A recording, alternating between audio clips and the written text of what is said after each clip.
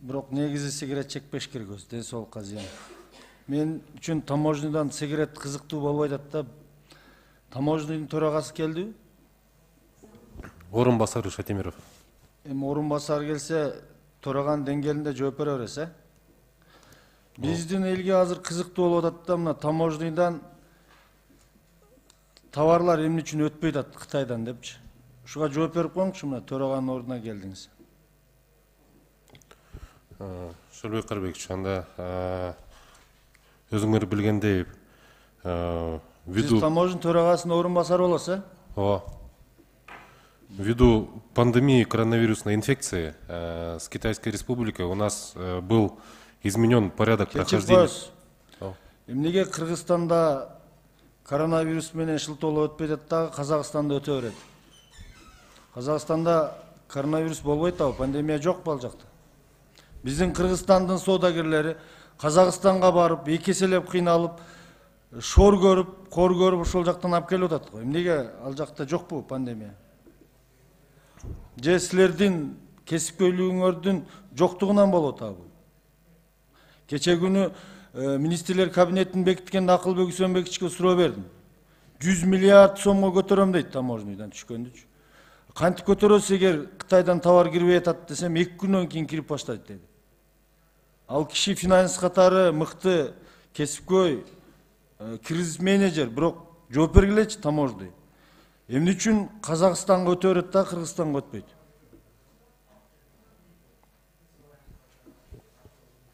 Казакстанда деле кичинемдей динамика анча деле эмес. Анча деле эмес деген термин жок. Анча болот же анча болбойт да. Анча деле эмес деген бул не деген сөз бул? Мына Акылбек Үсөнбекович жооп берди, туура жооп берди. Биздин таможнydагы келишим дейт. Минздрав таможный Кытай менен түзгөндө туура эмес түзүп алыптыр дейт.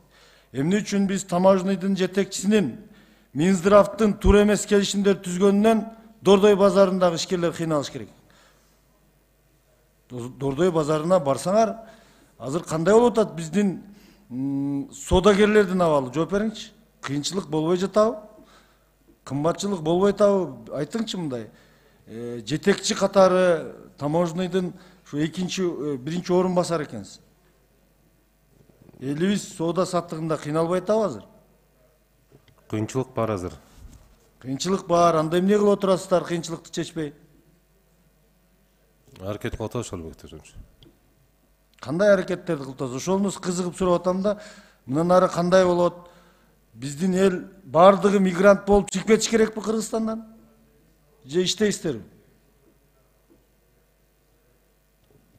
Аракет кылып атабыз Шөлбек Карбекович азыр.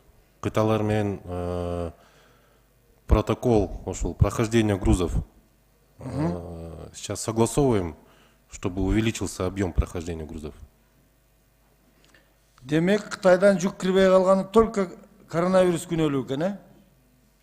Основной ошол. Же силердин иш билгисиздигиңер дагы кошуп койсок болобу? Основной коронавирус ошол азыр. Качан гана Кыргызстандагы жетекчилер, таможнydын төрагасы болуп, министрлер иш билгисиздигиңерди мойнуңарга албасаңар мамлекет өнүкпөйт. Дагы эле айтып атасыз. Коронавирус эмес, таможнydын төрагасынын туура эмес келишимдерди иштеп аткандыгы. Айтты го мына Акылбек Үсөнбекович. Эмне мойнуңуздарга албай атасыздар? Таможнydын бул жерде күнөөсү барбы? Уруксат этсеңиз, Шайлобек Карбекович, сиз туура суроону коюп атасыз. Ошо Торгарттан 32 машина өтүп жатат азыр. Ошо Акылбек Үсөнбекович айткан сөзүндө 64 машинага көбөйтүп атабыз 2 эсе деп. Андан тышкары эрки штамдан 22 машина мүмкүнчүлүгү бар экен. Ошону 44 көбөйтүп атабыз. 22 менен ал 2 айлап туруп атат.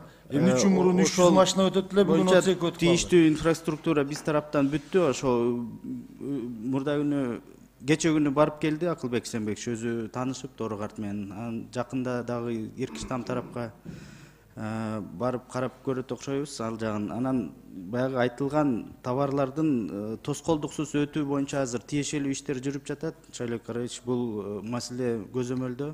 Сизге бул тууралуу жоопту да беребиз, өзүңүздөр дагы күбө болосуздар. Өкмөт комитетинин өкүлү жүрүп жатат, көзөмөлдө 1 жыл жакын болуп кетти. Муну тез арада чечиш керек.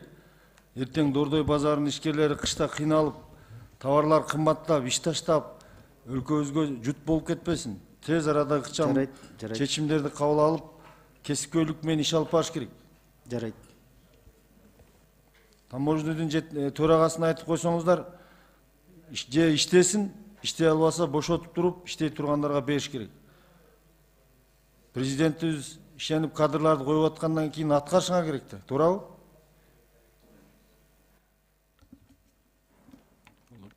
Кийинки сөз Мамасадык Сабировичте. Рахмат.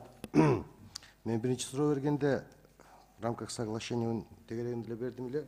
Коллегам жакшы маселе көтөрдү. Кытайдагы өтүп аткан товарлар боюнча эсиңиздерде болсо керек, урматтуу коллегалар. Май айында муну көтөргөнмүн. Эмне үчүн Казакстандан, Кытайдан келип аткан товарлар Казакстанда туруп атат, алардын ар биринен дополнительный акча алып атат deyilgende дагы ушул эле вопрос болгон.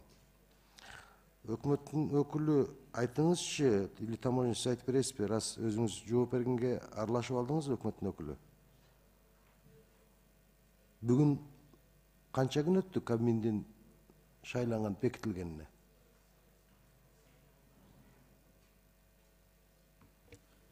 Мамасадык Сабирович, өткөн жумада колдоп бергенсиздер, туура айтасыз. Бул мен Шайлообек Карыбековичке жана Акылбек Үсөнбековичтин Кыска жооп берсеңиз, азыр убакыттар кыска жооп берсеңиз. билдирип кетти. Бир жумага жакындап калды, 4-5 күн өттү. Акылбек Үсөнбекович кыйкырып айткан, 2 күндөн кийин 62 болот деп. Таможня айтыңызчы, бүгүнкү күндөгү, кечеги данныйыңыз боюнча биз болсо официальный запрос кылайлы, бүгүнкү күнгө канча машина өтүп атат, 2 пост аркылуу. Факт боюнча онлайн карап атасыңар да. Суббота, воскресенье посттор иштебейт. Суббота, воскресенье посттор иштебейт. Среда бекилди, пятница күнкү данный бериңиз анда. Посттор иштебесе. Среда бекилген, пятница күнү канча өттү? 2 күндө өтөт деген. 32-64 болот деген. Эртеге бир жума дагы болобу баягындай эле. Бүгүн айтыласызбы сизге данный ушу боюнча? Силерде ежедневный информация келип турат да, пересечение границадан канча машина өткөнү боюнча. Ошол эртең бүгүнкү күн боюнча жыйынтыгын силерге жөнөтөбүз. А сиз билбейсиз бүгүн?